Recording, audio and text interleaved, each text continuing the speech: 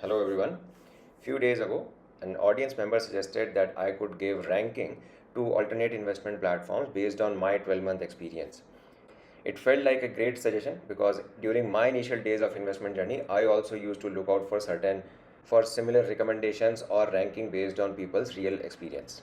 Now, I am not a professional or an expert in this field, but I have invested over 50 lakhs in last 12 months and I am sharing these opinions based on my personal experience on how I see these platforms and these instruments for myself.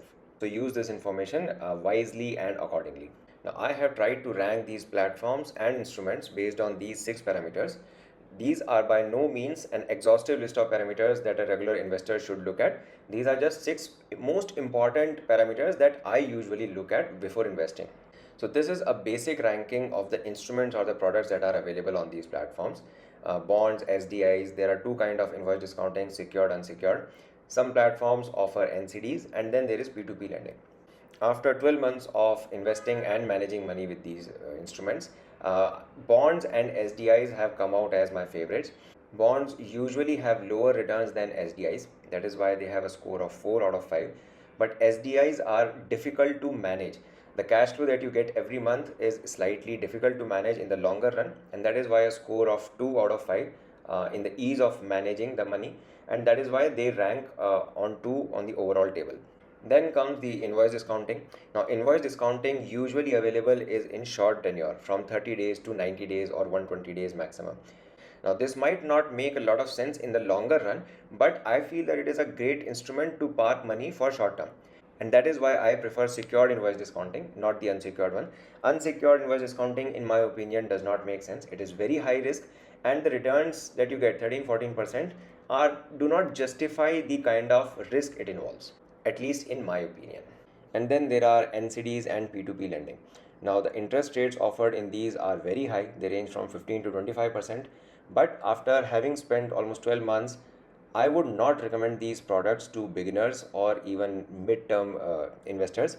These instruments are well suited for professionals and pro investors only. This is what I feel.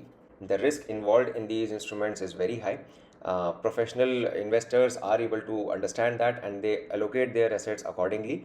Retail investors who do not do this professionally can make mistakes in understanding these and invest larger sums and perhaps end up in big losses than they expected. So I would recommend to avoid these at a beginner level. Coming to the platforms, once again, this is a very personal opinion and this is how I look at the platforms for myself. Now, my favorite platform as of now by far is Grip. I have invested big amounts with Grip as of now. I have never faced any delays. Their customer support is pretty good.